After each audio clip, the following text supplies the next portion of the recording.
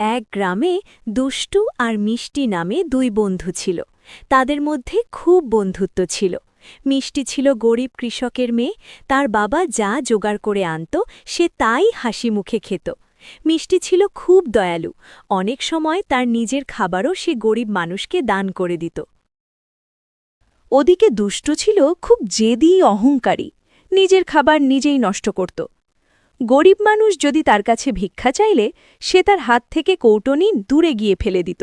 সে কখনো কারোর ভালো করত না। তাদের দুজনের মধ্যে মতের এত অমিল থাকা সত্ত্বেও দুজনের মধ্যে বন্ধুত্ব ছিল খুব গাঢ়। আরেকদিন হয়েছে কি, মিষ্টি একাই স্নান করছিল।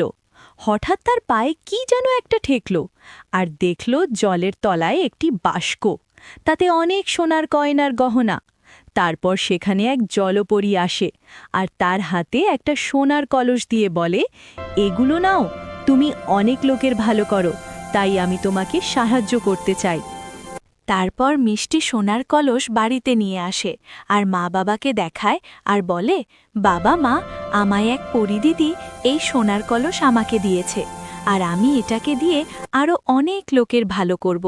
আর কিভাবে সে সোনার কলস পেল, এই গল্প সে দুষ্টুকে করল। তাই শুনে দুষ্টু মনে লোভ হল, আর সে তার মা বাবাকে গিয়ে সব বলল।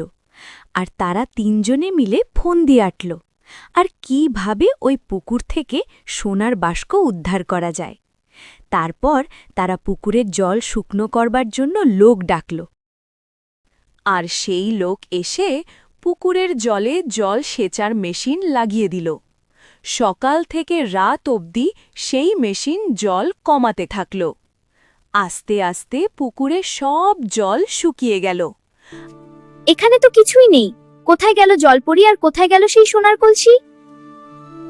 তুমি যত নষ্টের গোড়া, যত ভুল ভাল খবর পাও আর আমাকে বিরক্ত কর। আমি কিছু করিনি। এই তোমরা থামো, তুই চুপ কর। না, আমি চুপ করব না। চলো এখান থেকে সবাই। তারপর দুষ্টু বাড়ি ফিরে আসে। বাড়ি ফিরে সে নিজের ঘরে শুতে চলে যায়। শুয়ে তার কিছুতেই ঘুম আসছিল না। অনেকক্ষণ পরে একটু তন্দ্রা আসতেই দুষ্টু দেখল একটি জলপরী পরীর রূপ ধরে তার কাছে আর বলছে, তুই তো কখনো কারোর ভালো করিসনি, তুই আগে লোকের ভালো কর, মনটাকে বড় কর, তবে আমি তোর কাছে ধরা দেব। বলে পরীটা উড়ে চলে গেল। দুষ্টু তখনই ঘুম ভেঙে যায় এবং দুষ্টু বিছানায় উঠে বসে। এদিকে মিষ্টি ততদিনে মাসির বাড়ি থেকে ফিরে আসে, আর সেই পুকুরে স্নান করতে এসে দেখে পুকুরের জল সব শুকনো হয়ে গেছে, আর জলপরী দিদিও সেখানে নেই। পরী দিদির কথা ভেবে সে কাঁদতে লাগল, আর তখন সেই পরী সেখানে এসে উপস্থিত হল আর বলল, তুমি কেঁদো না, আমার জন্য চিন্তা করো না, আমি ভালো আছি। তারপর সে মিষ্টির হাতে একটা জাদুই কাঠি ধরিয়ে দিল আর বলল, এটা নাও, এই জাদুকাঠি দিয়ে তুমি চাইলে অনেক পশু পাখি মানুষ যার চাইবে তুমি ভালো করতে পারবে। তারপর পরিদিদি সেখান থেকে চলে যায়, আর মিষ্টি সেই কাঠি নিয়ে আনন্দে রাস্তা দিয়ে নাচতে নাচতে আসতে থাকে, আর দেখে এক ভিখারি পথে বসে তার কাছে সাহায্য চাইছে। ভিখারি বলে, মা, আমায় কিছু খেতে দাও। আর মিষ্টি তখনই জাদুই কাঠি তার থালার উপর দিয়ে ঘুরিয়ে দিতেই ছেঁড়া জামাকাপড় পাল্টে ভালো জামাকাপড় হয়ে যায়, আর থালা ভর্তি খাবার এসে যায়। তারপর মিষ্টি পথে আবার চলতে শুরু করল, আর দেখল কটা গরু জল খাচ্ছে অনেক কষ্ট করে। তখন সে জাদুকাঠি সেই জলে ছোঁয়াতেই পুকুরে জল ভর্তি হয়ে গেল। গরুরা মহা আনন্দে স্নান করতে লাগল। তারপর মিষ্টি আবার হাঁটতে লাগল, আর দেখে এক বুড়িমার ঘর ভেঙে জলে পড়ে গেছে। মিষ্টি তখন জাদুকাঠি বুড়িমার হাতে দিতে বুড়িমার ইটের ঘর তৈরি হয়ে গেল। আর এসব কিছু দুষ্টু দূর থেকে লক্ষ্য করছিল। তারপর মিষ্টি একটা পুকুর পাড়ে জলে পা ডুবিয়ে বসে বিশ্রাম নিচ্ছিল, আর তার পাশে জাদুকাঠি রেখে দিয়েছিল।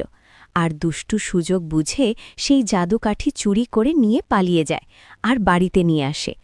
আর তারপর রাতে বিছানায় শুয়ে সে খুব আনন্দে সে জাদুকাঠি নাড়াতে থাকে। আর ঠিক তখনই পরীটা সেখানে এসে উপস্থিত হয় আর বলে, ফেরত দিয়ে দাও, এটা আমার জাদুকাঠি। না, এটা জাদুকাঠিটা নিতেই এসেছি, কিন্তু আমি এটা রাখতে চাই। এবার ছাড়ো, তুমি তো খুব দুষ্টু মেয়ে, একদম কথা শোনো না, আমি যেটা বলছি শোনো, কাঠিটা আমাকে ফেরত দিয়ে দাও। এই নাও। সাবাস। এবার আমার যাওয়ার সময় হয়েছে। না যেও না প্লিজ। আর এভাবেই পরীটা দুষ্টুর কাছ থেকে জাদু কাঠি নিয়ে চলে যায়।